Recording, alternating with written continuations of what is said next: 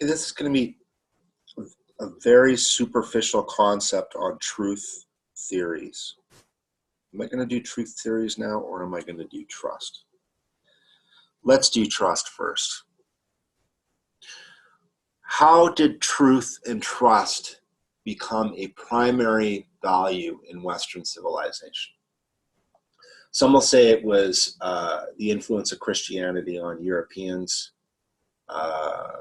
logos. Some will say it's the Greek value in logos and so on. I'm going to say that it's much deeper than this. I'm going to say that it stems entirely out of dangerous men doing dangerous things together. So specifically, I'm referring to raiding cultures in the steppes. And then if you follow sort of European cultural evolution, we went from being steppe raiders and eventually Vikings, and then from Vikings to pirates and land raiders, and then eventually colonists, and then eventually business entrepreneurs. They all follow similar, I want to say incentives, but it's actually similar transactions or exchanges to cohere around those tasks. So I'm going to get into that a little bit.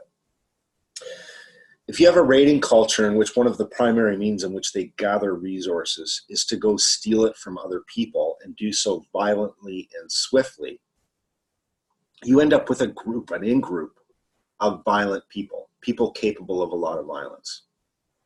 Now, this poses a problem within the group. Specifically, the problem of trivial, which should be, or what we would consider kind of non-important events, sparking non-trivial consequences. So that would be the notion of maybe somebody insulting the other and it devolving into a family feud. Trivial slights resulting in two men attempting to kill each other. So that becomes a problem around group cohesion. You can't cohere into a group focused on a target if your men are at each other's throats. A good example of this is when we see areas where concealed guns are permitted, you have less crime. Or you look at, and most people don't know this, is that the Wild West was extremely peaceful, and it was because everybody was capable of violence. But also that everybody, because of a lack of law enforcement, had to take care of their own problems. It's the notion of every man a sheriff. So if you have a lot of men that are sitting around, or people that are sitting around that are capable of violence, and what might be considered something that would be a tolerable cost or tolerable conflict within the group is now no longer tolerable because they resort to violence easily and they're capable of it. This creates the need to establish means of preventing these non-trivial consequences. Right? We've already said that how do people fall into conflicts? Well, it's due to imposition on their investments or a lack of reciprocity. So because you have this group of violent men, reciprocity starts to become sort of the litmus of their exchanges. So I'll get back to that in a second. If you're lying and deceiving, or you're not keeping your word with your fellow man in a violent culture, it could devolve into huge violence. So this gives rise to truth over face, that it's better to be truthful than maintain your pride, because to lie and get caught could result in a lot of violence throughout the community. So the community doesn't want to put up with family feuds or retaliation spirals, because they end up incurring the costs, secondary costs, or what we call externalities, because of those conflicts. So they start policing each other and saying that if you're lying or deceiving, you're not somebody worth respect. So this becomes truth as honesty, as a necessity, policing the honesty of each other to avoid retaliation spirals. The other side of this is if you're a group of violent people that live through violent means and you're moving into potentially mortal situations and you're not reporting the situation accurately or clearly or honestly, direct reports, battlefield reports that are accurate, then you're threatening not only your own life, not only the success of the campaign, but also the other people involved. This is a different form of trust. This is trust as reliability. That if I can't rely on your truthful reporting, then you're putting us all at risk. So these are two sides of trust that become a social value out of necessity. And what drives that necessity is violence. Okay, so at some point we're going to talk about violence is never off the table.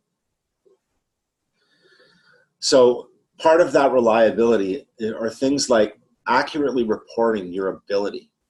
If you don't know how to do something and you say, I know how to do it, and then you screw it up, other people have to pick up the costs of your failure. And in a violent situation, it could actually cost them their life. So it's better to tell the truth and take the social hit of maybe being seen as incompetent than it is to fake your ability and have somebody die as a result, or other people pick up the cost. Now, in keeping with that, you have to look at how the society is organized, where one person might propose a campaign, like let's go to the Northeast over to that village and go take their stuff. I heard they had a great crop this year. He has to rally up the men around him. He has to promise them something, riches or glory, reputation, in other words. That if you go and you fight, and I could rely on your ability as a fighter, your reputation rises. And if you're honest and honorable, then your reputation rises, because now your reputation is based on reliability in that situation and trust. Well, I have to give you an incentive to follow me. It's not like I can do it by decree. That any man can propose a campaign, and then you have to rally up enough support and enough resources to go out and do that. Out of that spun most of what our Western values are today. It wasn't out of Christianity. It's far older than that. So for instance, if I get your buy-in and we decide to go on a campaign and I require a lot of resources to get the materials we need together, say we need to build a boat, so and we need food supplies and we need weapons built.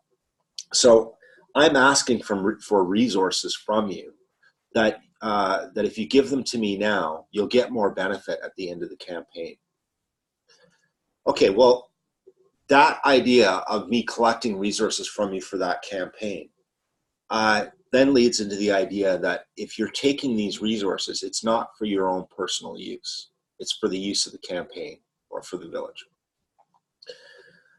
And there should be some oversight as to whether it's being used properly or not. Because if it's not, we're going to kill you. But if it's not, then you're sacrificing all of the costs that we're putting in to seek this benefit. This gives birth to the notion of the thang or thing, or in England called the witten, which is the notion of no taxation without representation. In other words, the witten under Alfred was formed under the notion that whatever taxes, grains, materials that Alfred was gathering from his people were not his private possessions. They weren't given to the king. They still belonged to the people to be administered by the king. And that the witten was there to oversee the spending of these resources. So no taxation without representation is a very old concept. other concepts too, like the right to remain, the right to bear arms, and so on, date back to this time. But if you look at the relationship of that, there's a number of things going on here. The leader of the campaign is making a promise to the greater community.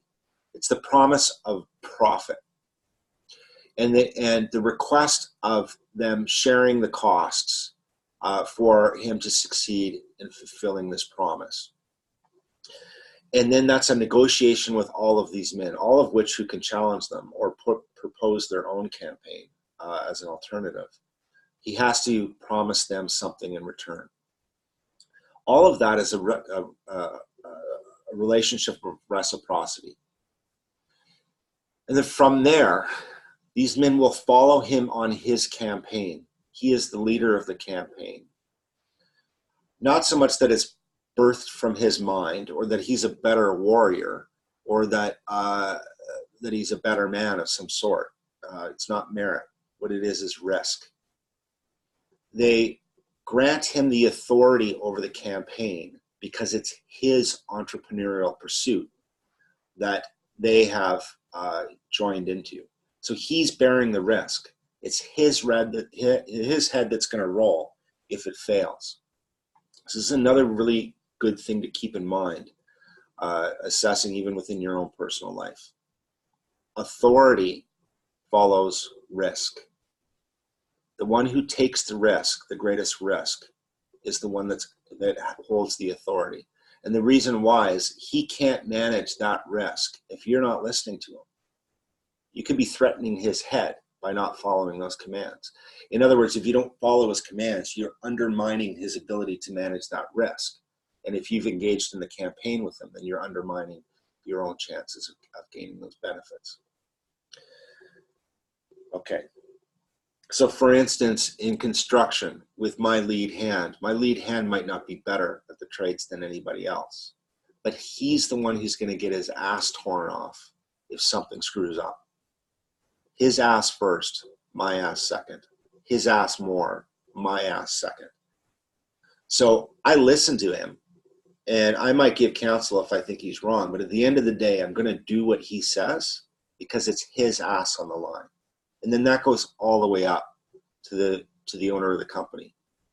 They reap the most benefits because they bear the most risk. Okay? So authority follows risk. And then as you organize yourself down the line, you can distribute risk, meaning accountability or responsibility. And what comes with it is authority. So this is our ranking system within hierarchies, is that you distribute autonomy, the ability to act, to achieve a specific objective that's been assigned to you, that if you fail, you're accountable for. So it's the delegation of risk and the delegation of autonomy to accomplish that risk. So this becomes another way of measuring the world. That if you have a manager that is giving you tasks that if you screw it up, he fires you and blames you for it. You have a manager that is not bearing the risk of his role. He's abdicating responsibility. He's not delegating responsibility. So leadership is about sharing power, not holding power. You distribute power throughout your network of those under you, and everybody shares in the risk. And then from that, whoever bears the most risk bears the most authority and obtains the most benefit. So this is why we don't hate the rich. We don't hate our business owner. And this is why we listen to them. It's not about better humans or authority bats. It all follows risk. With risk, if you're granted risk, you have to be granted autonomy to be able to manage that risk. Okay, interesting side point. So what was I talking about? Trust, the evolution of trust. So the evolution of trust, or the priority of trust within European cultures, comes from this notion that if we're not behaving trustworthy, either in terms of reliability, in terms of accurately reporting your ability, or in your honesty, meaning sincerity, that your intentions and actions and words align, then this this distribution of authority and risk can't operate. This is essentially a very low power distance society. So if you want a low power distance society, you have to have a value on truth and trust. Now, what's the knock-on effect of that? Well, humans survive in groups, but humans also survive by reason. We don't have big fangy teeth, and we don't have strong claws. We have our smarts, and we build tools, and we build systems, and we survive through our intellect. And the intellect is nothing more than information processing. So if you have a value on truth, whether that's reliability and trust, or truth as in honesty and sincerity, people are behaving off of more accurate information. The more accurate information, the more effective your actions. So again, this is what gave Europeans velocity. It's a value on truth, trust, reliability. Okay. Next, I will go on to something else in a minute. I'm not sure what.